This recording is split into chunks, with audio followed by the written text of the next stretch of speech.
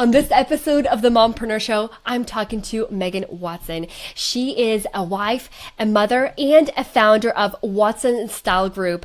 It's an incredible service for women who are changing the world, and it's a styling and wardrobe service that is very unique to you and to your own style. And Megan has started this from an idea, and she has grown this into an incredible empire that contributes financially to her family.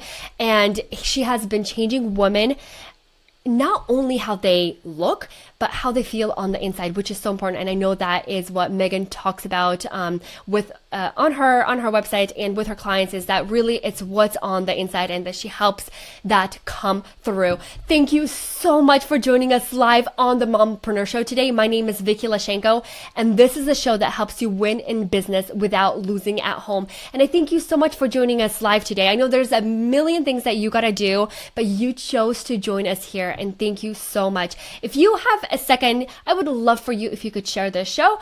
It's very important for us, for the Mompreneur Show, to continue to reach mom entrepreneurs all over the world, to encourage and inspire them to really truly live the life of passion, and not only to do their side hustle, but also to grow a thriving family.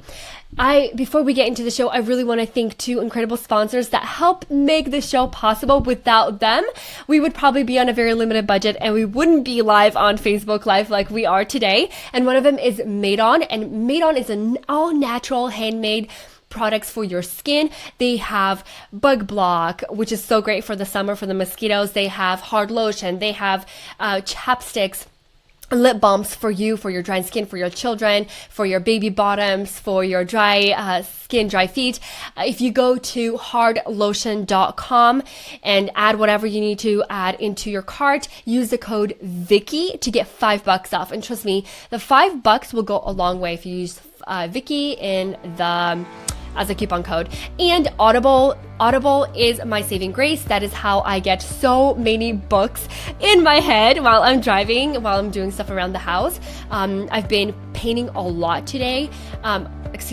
Over the weekend, I've been painting my kitchen cabinets, and it takes a lot of time. And so I just turn on my audiobook, and the work goes much, much smoother. So thank you so much for the sponsors, Made On and Audible. And now I am so, so excited to get into the show. Thank you so much for being here.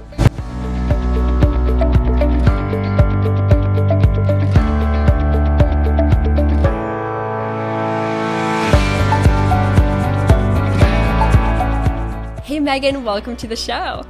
Hi Vicky, thank you so much. Okay, I am so excited to have you on. You have an incredible business, incredible story, and I'm so excited for you to share your story with our mamas. And I know that while you share, mamas, please make sure to ask questions, because Megan is going to go through her story, and then we're going to go back and pick at it. So make sure you post your questions in the comments, and we're going to make sure that we ask your question. All right, Megan, how did you start your business? How did it go from idea to an actual empire? I definitely didn't know that this is what I would be doing. And so I was in grad school, and my research took a really interesting turn. So I ended up interviewing women and the way they get dressed for about 2 years, focus groups, one-on-one interviews. And I fell in love. And at the time, I still didn't think that that's what I was going to do. I figured I would go on, get my PhD, work in academia, research for other companies. And it just, one thing after another kind of went to personal styling. Okay, so how in the world did it just shift so much? Did the woman, when you were trying to focus on one thing, did the woman tell you a whole different story? Like, I have this style, I hate shopping, or like, how did you find out that's what women want? Well, interesting. So one of the weird jobs I had in college, or it may have been grad school, but I was doing merchandising for her. So she had a store, and so she'd take me to the buying shows, and I'd help her pick out jewelry and bags and all that stuff. And then she just kind of asked me to do a lot of things, but so besides like watching her kids and stuff, but I started styling her. And I would say that was kind of my first client. And then weird after, I styled my pediatrician's wife when I was home one time. So it really, like, I kind of really truly fell into it. But kind of fought it for a while. Really? Can you tell us about that? How, like, why did you fought it? Like, what kind of things were going through your head?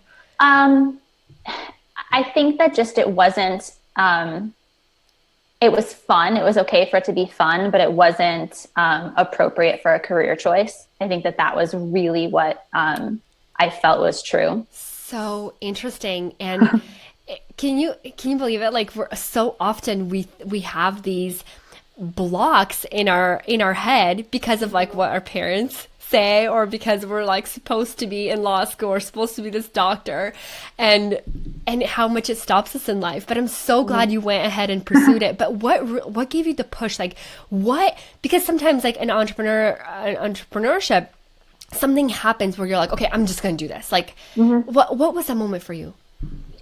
I had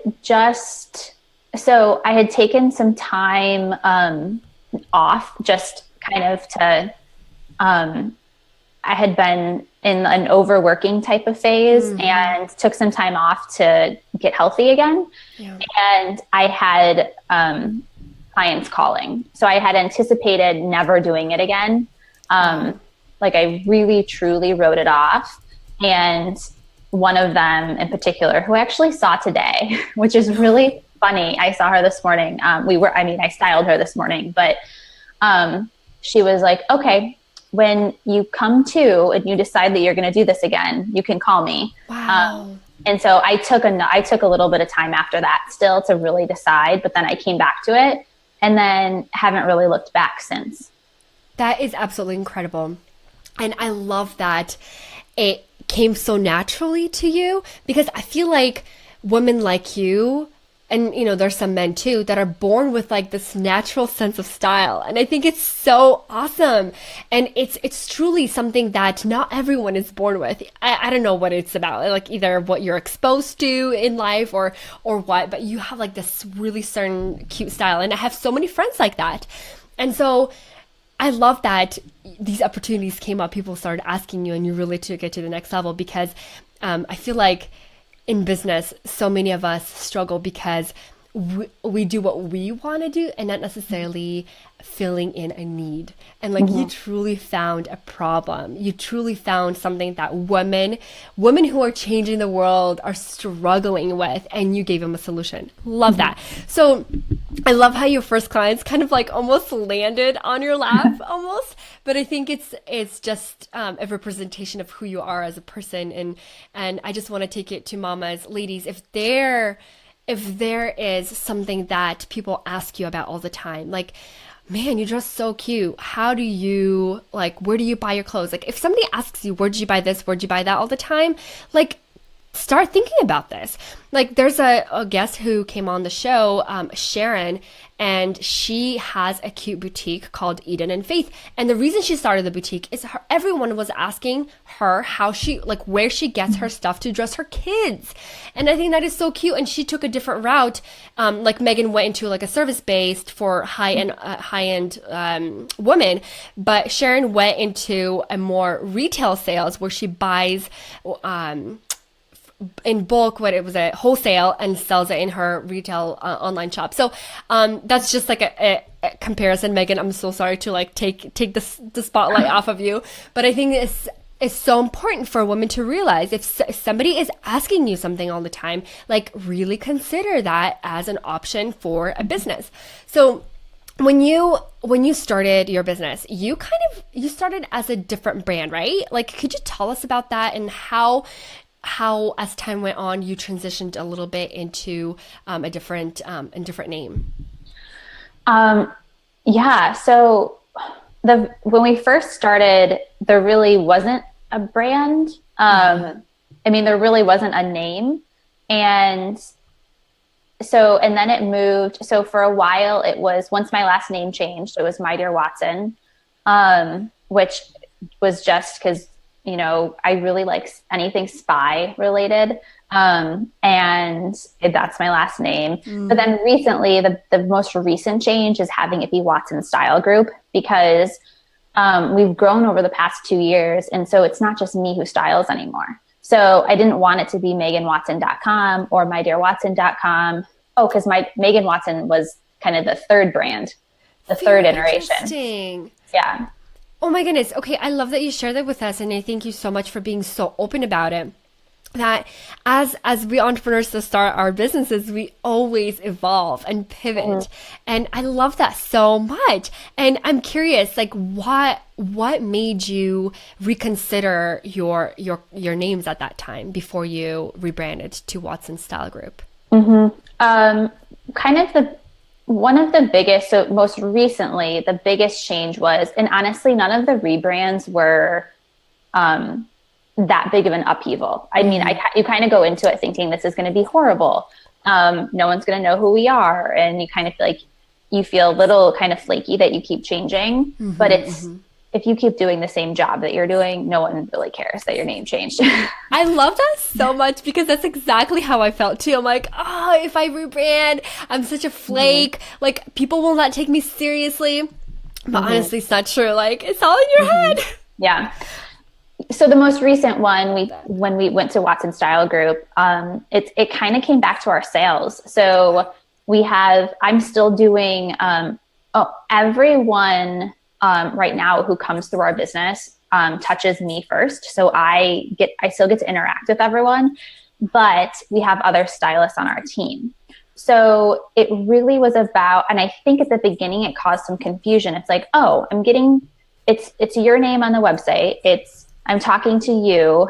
I've gotten to know you. I now trust you.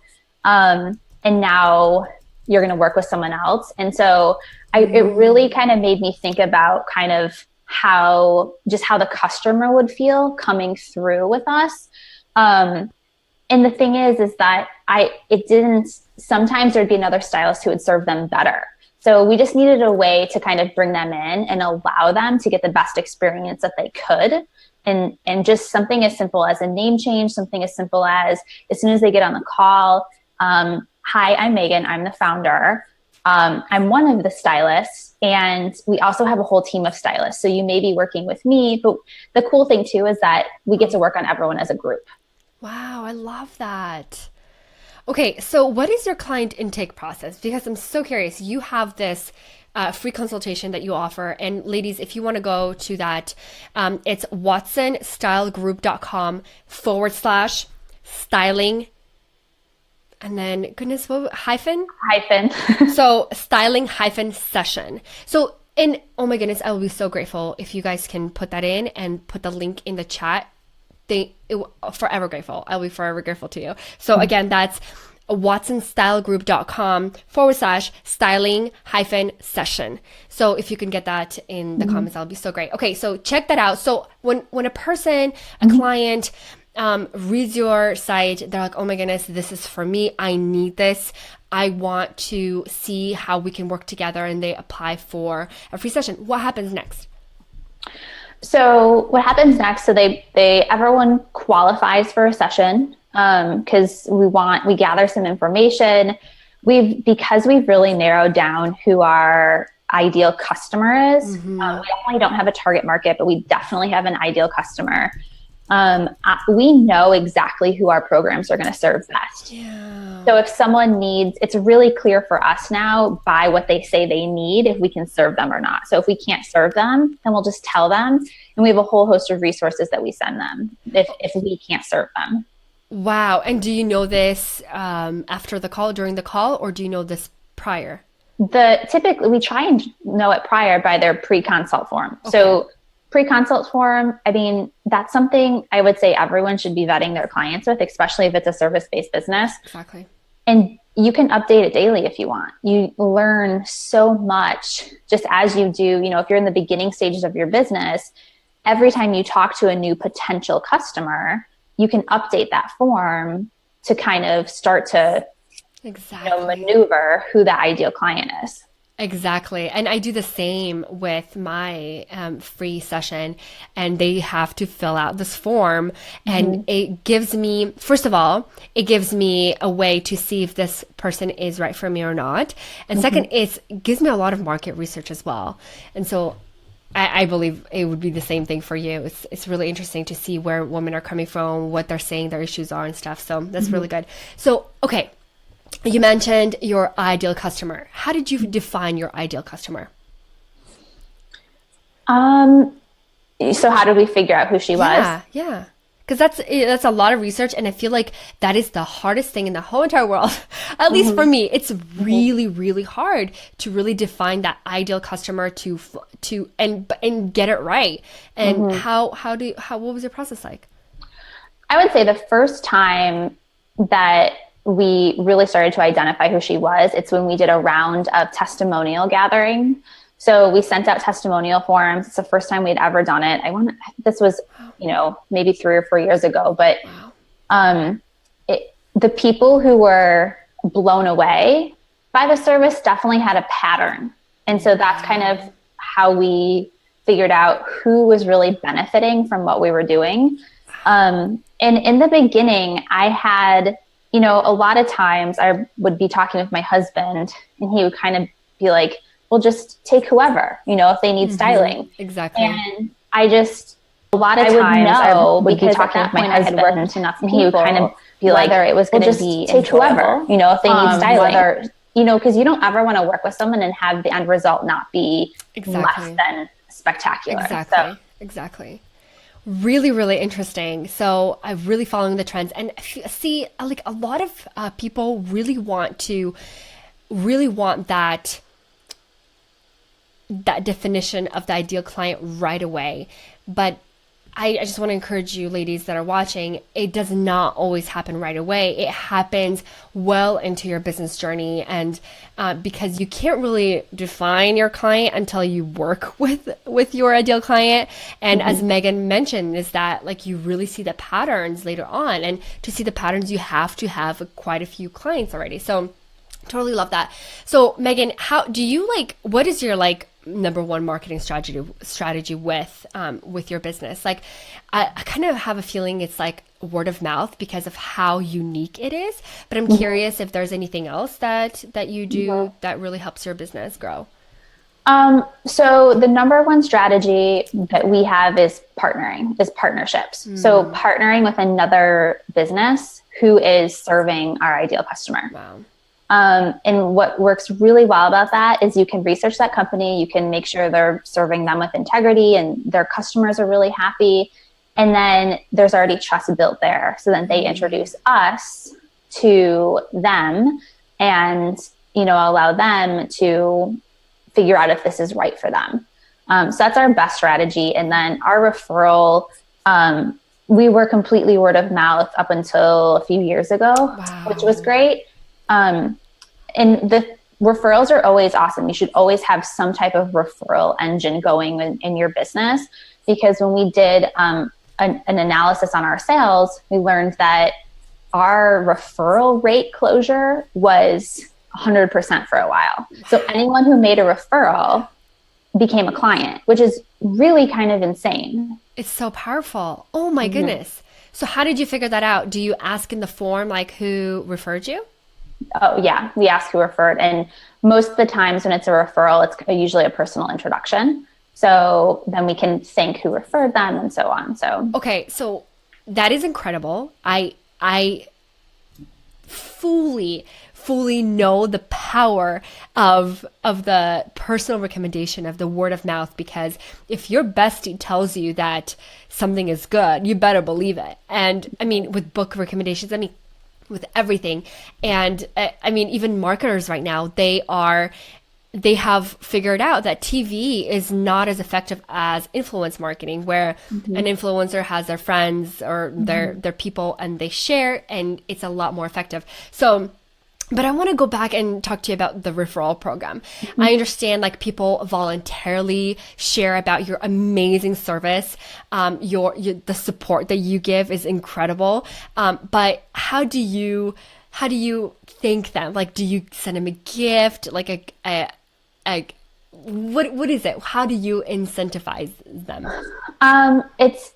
Well, we don't give an incentive for Wow. doing it. Wow. Amazing. Yeah, we don't. But the thank you is typically flowers, or if I know them well, and typically I know them well, but it can be a gift certificate to a restaurant that I know they like. We don't have an incentive for it because I think that it doesn't really go along with just our branding and kind of the values that we hold. Not that there's anything wrong with it. It works really well. But personal styling is sensitive. And so we don't really want, people are hesitant to share that they do this work. We've found that from the beginning. And so it's kind of interesting how we go about it. Really interesting. So it all comes down to really knowing your customer. Oh, that is so good. And I love that, like, you send them flowers. And I think that is it's one of the biggest sources of flattery, at least for women, I think, is like to have flowers delivered. I think is like the coolest thing ever. And it doesn't cost much for the company either. So I love that. So you mentioned that you have personal stylists working with you. How did you find these personal stylists, and how is there like an application that someone can apply for? Like, how does that work? Oh gosh. So when we started to scale, that's just, I think, the most painful thing for any business to go through. But so scaling involves hiring, of course. Absolutely. And so we came up with a process to vet candidates, an application process and an interview process. We have a training process, and then we have an onboarding process. Wow. And so they're not really fully on until they're through that onboarding process, which gives us a lot of time to get to know them. It's talking to a lot of people. So I think before our first hire, our very first stylist hire, we talked with maybe 25 people to fill that one position. Wow. Because we needed to keep our standards, sky high, because that's what we wanted to grow. We can grow slowly. We're fine with growing slowly. But we want to keep the level of service the same. I love that so much, that you're growing slowly and you're so picky about who you work with, as far as who's on your team. I think that's important. I mean, the face of your company. So awesome. And so I'm just curious, like, do you have women around the world, or are they local to you who work as a stylist, or is it also like you work via just video online with your customers? So we have our signature programs are completely virtual. So our stylists are virtual. Wow. So they can work. And that was one of the things that I really wanted, is that I'm a mom, and I wanted, because I do this work too. So I wanted it to be conducive for also being a mom, and to be able to stop and nurse if I needed to, or, not be in an office all day. So our stylists are virtual. They're all in the US, which we don't work solely in the US, but they are all in the US, but they can live anywhere. Wow, really, really cool. So let's just say that I went through a form, I hired you, I did my homework, because there's, the wardrobe homework, and then the pieces that you choose for me. How do they come to my door? Do you just order them from different companies and they all come to my door? Or do you get them and then pack them and then send them? Mm-hmm. So the typical wardrobe is made up of, to get what a woman actually needs, it typically has about 20 different brands and from 8 different stores. Wow. So all of those, everything we order goes to our workshop. And any discounts we get, we pass on to our customer. So they all go to our workshop, they get packaged up, usually organized by either outfit or type of item. And then you'll get a wardrobe box, you picture like a big wardrobe box delivered to you. Wow. Okay. So like completely high level customer service. That is incredible. I really, really love that you really put that time and attention to it, because with this level of service, I feel like you have to have this level of service for the clients that you're reaching. Really, really good. So I kind of wanted to talk to you about a little more about like the mompreneur stuff, like how you balance being a mom and entrepreneur. I understand your little guy is like a toddler now, and as a toddler, like they take so much time and they're not as independent as like my kids, like 6 and 8 now. But how do you balance your life? What does your typical day look like? Um, I can tell you that I'm not doing it gracefully right now. Oh, girl. So typical day. So Cohen will be 2 in August, and then we have one on the way actually. Oh, congratulations. Thanks. So there's really no days that are the same because I do travel quite a bit for work too. And what's cool about this is that my family gets to travel with me. So that was really important to me to not, I didn't want to be gone for extended periods of time. Exactly. But my schedule's really regimented in terms of when clients can book. So I never have anyone before 9 a.m. So I can wake up, do stuff for me, have breakfast with the baby, and then have a little bit of time before I have to dive into work. But it's definitely hard. I mean, it's the hardest thing I've ever done. And I feel you. And it's so cute how you said you're not doing it very gracefully. And you know what? I don't know of any mom who is, or at least she probably is, but she's not admitting it, or, So I think that I appreciate your honesty so much. And I know that mamas appreciate your honesty too, because, sometimes like when I have guests on the show, it's so easy to become this expert and like, yes, I got it all figured out. I'm so awesome. I got this whole mompreneur stuff down. But I love the way that you like really sharing honestly, like your struggles are our struggles as well. So, okay. So how do you plan to balance everything with a baby on the way while traveling, which traveling is like my favorite part of my business. So I'm curious if it is yours as well. I do love to travel. I do. We've only been home a couple days this past month. So I think right now I'm kind of excited to be a little more settled, but, and I think the problem, and I don't know if other moms are like this, but I really want it to be perfect. Like you have that idea that it could be perfect. And it's just, and I think that there's so much softness when you realize that it can't be.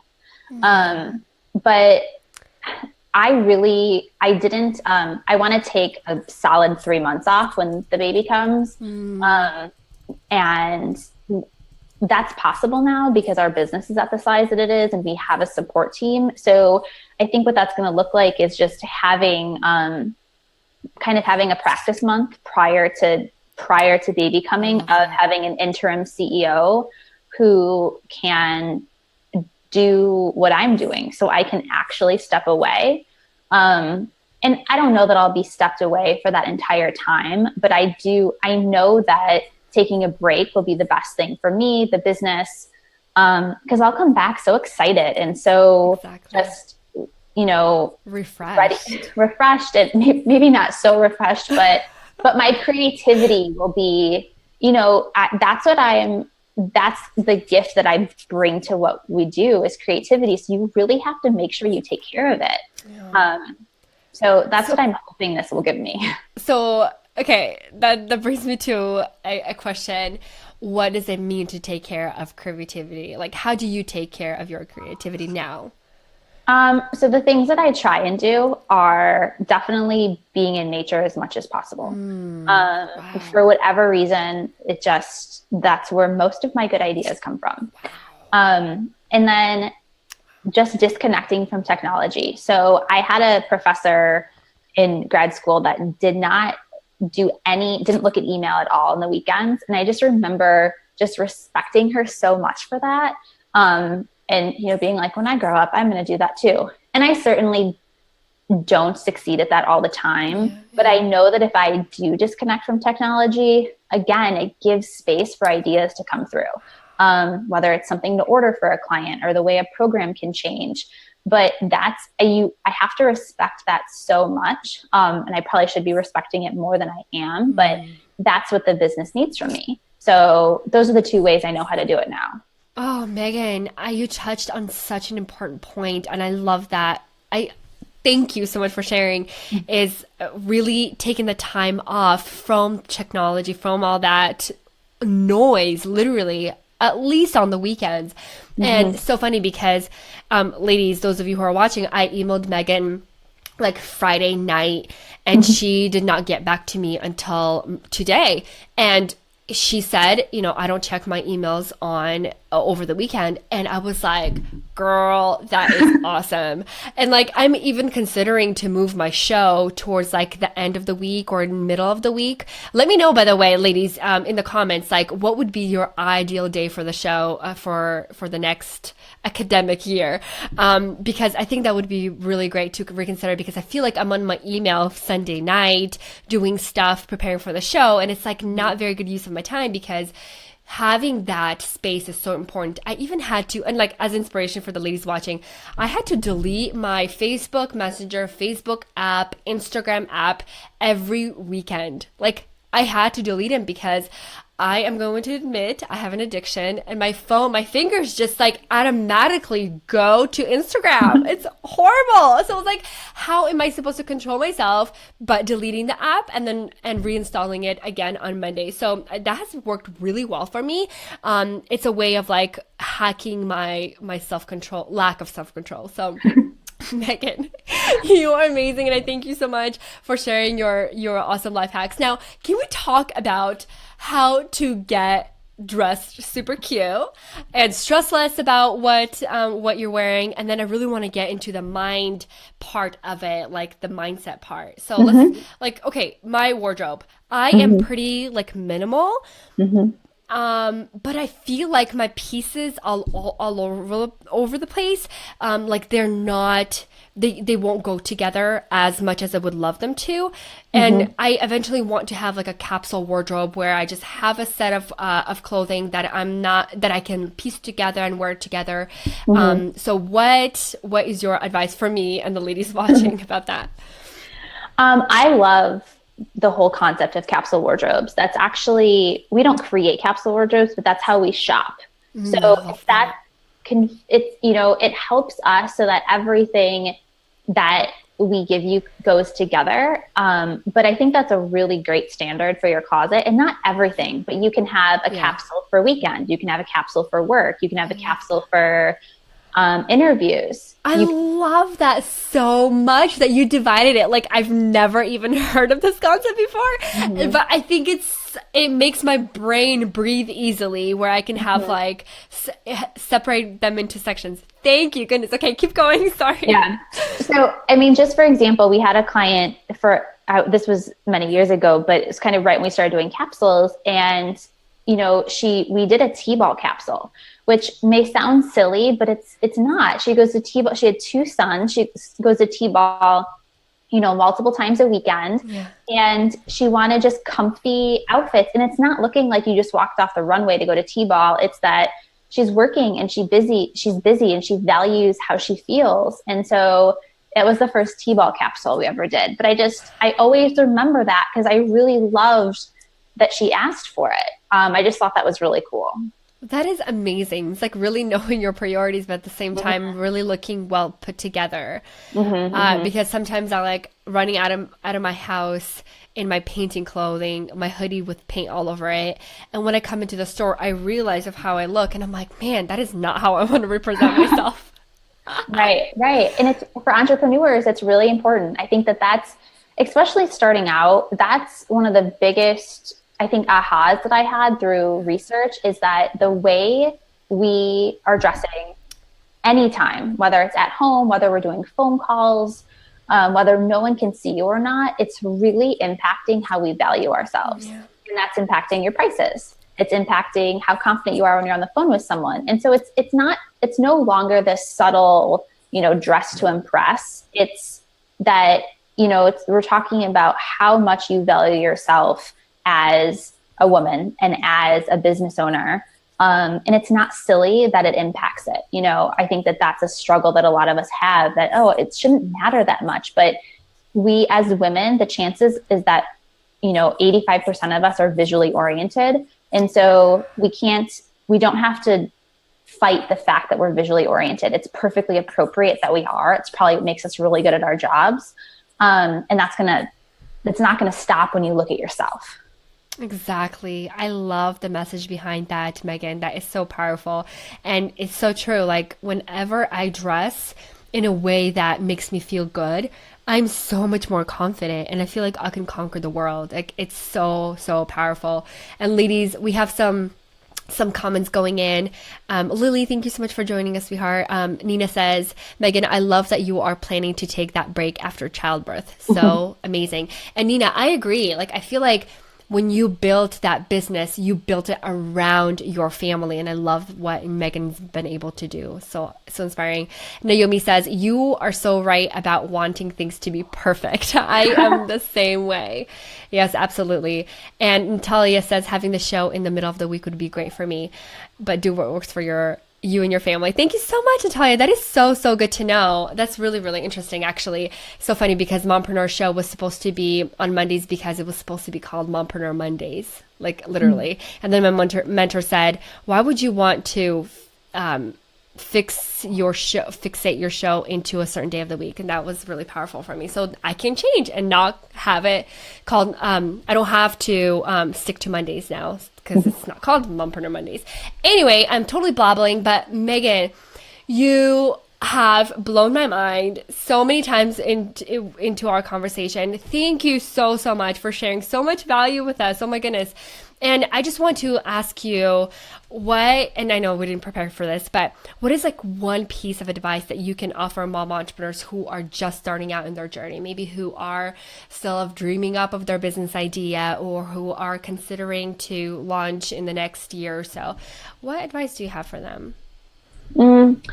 I would say, because we're kind of in the middle of this ourselves, that at the beginning and in the middle and at the end and about 10 million times throughout your business journey, things will get really, really challenging right before they get really, really good. So it's a cycle that I know a lot of entrepreneurs go through, a lot of moms go through. But sometimes you just need the reminder that that's what's happening, because it's definitely worth it to keep going. Oh, I love that. That is so good, Megan. Thank you so much for your amazing encouragement. I really appreciate you. And thank you so much for your time.